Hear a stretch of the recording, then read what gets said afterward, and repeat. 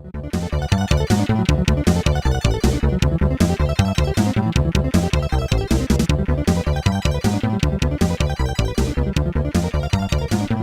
everyone, this is John, the Parts Guru from Overnight Parts from Japan.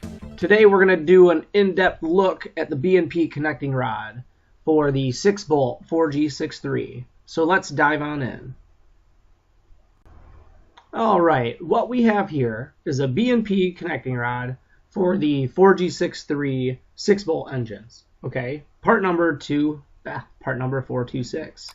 Now, what is this product? This is an actual OEM connecting rod that has been through an engine and is a reconditioned connecting rod now. So let's hop on over to B&P's website, which is where we got all this information and where you can too. It shows right here the reconditioning process and everything that they have. Now, in this review, this is not a typical style product, and that is why we are really wanting to get on this review early. You'll find out later in the video why. So let's not really get into that right now, but let's talk about what we have here, okay?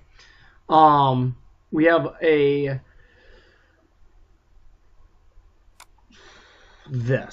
We have improper installation, lack of lubricant, deterioration, wear caused by the presence of abrasive material does not constitute defective parts. Okay, now what are you talking about? Okay, well, abrasive material. Now this is a used connecting rod that has been blasted.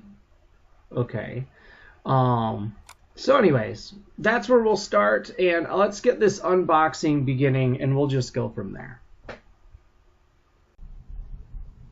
Alright, here are our sample B&P connecting rods. They come in a white box. bprods.com is the catalog. Here is their limited warranty. We'll do a freeze frame so you can see this.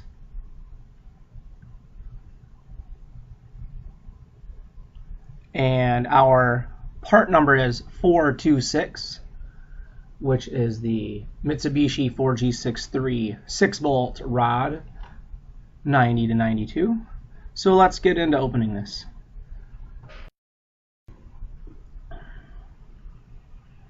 As you can see, it's a OEM factory 6-bolt rod that has been reconditioned. Now that means the big end has been sized and measured to make sure it is of era spec. So this has been remachined. This is mainly the reconditioning process is on this end. Now you can see specks on the shiny surface. That's actually fuzz. I later wiped that off with my finger, and it's a smooth surface. It doesn't have any surface rust. The other thing they do is the flat part on the sides of the rod, they surface. That way you don't have any burrs hitting the crankshaft journal. I get a really close-up look at the bolts to show that they're used bolts. And then I find some media that I don't like in it. So we kind of cut from here and go right into what we find. So here we go. Okay, I really hate to do this, but I had to get out my magnifying glass camera lens. And doing my job, I had to do a proper review and show everybody something. What is it that I'm looking at? Can anybody guess? I'll give you 2 guesses. Obviously we know, oh, I gotta take this off. Obviously you know we're looking at our 6-bolt connecting rod. And that's probably the media that was used to clean these connecting rods, is my guess, which is pretty much why I'm filming this. I'm 99% sure that's what it is. So let's see. What do we do? Do we get, let's see, are we going to get upset with the manufacturer, or are we going to actually think about what type of product we're actually buying here? That's logically thinking is, what are we actually buying here? Are we buying a guaranteed, ready to run, used but reconditioned connecting rod, or are we kind of buying a core? In B&P's defense, I've thought this over before I, took this video.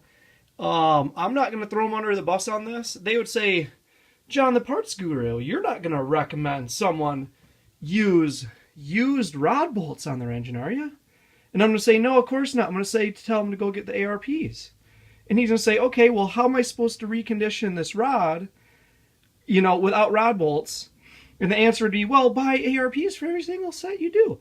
Well, that's real expensive. And if this is a turbo connecting rod. If you're doing, let's say, some GM 3.8 liter non-turbo, you'll get away with running a factory bolt, but you'd probably still want to run. I don't want to quote that. Wow. Anywho, you get my theory. If you're going to be running any amount of performance or it's a serious project, you're going to change the bolts out. Yeah. So B&P, okay, you have some media here. We're going to recommend everybody change out the rod bolts to new ones. They shouldn't go in your build anyways. That gives you a chance to clean it.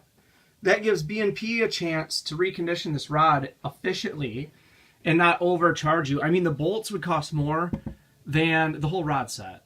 A set of ARP rod bolts can go up to $100. Look at the Subarus. So, I mean, they're not just going to inventory that. And if it's a factory NA motor, I mean, well, I keep saying it like that, but that's not the truth. What you got to say is, this is designed to come out. That's the deal. Come out. Don't build it with this bolt and blame it on the power or whatnot. You're gonna say there could be media here. These got to come out. It's almost impossible for them to clean this rod, I would assume, and not have media there, and without having to take this bolt in and out. I've taken these out. You just tap them with a hammer when the thing is off. They come right out. You wouldn't want to put them back in though.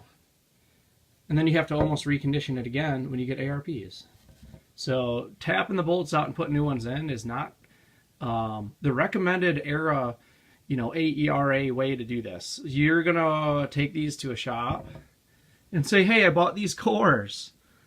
And I'm glad I found them. B&P had them, thank God. Not throw them. Oh, are they going to be, how much horsepower do they hold? No. So here we go. Well, 6-bolt rod from B&P. All right. So in conclusion, this 6-bolt B&P rod, we do have them in stock, and you are probably looking for the ARP connecting rod bolts, which are part number 1076001. We also stock these. So if you needed to do a build and you needed some 6-bolt rods and you wanted to order quantity 4, order those ARPs as well and take them to the shop and get them balanced. Get your pistons put on. Anywho, that has been our Overnight Parts from Japan box opening review on the B&P connecting rods. So, like our video and share and subscribe. Thank you very much. This is John the Parts Guru signing out.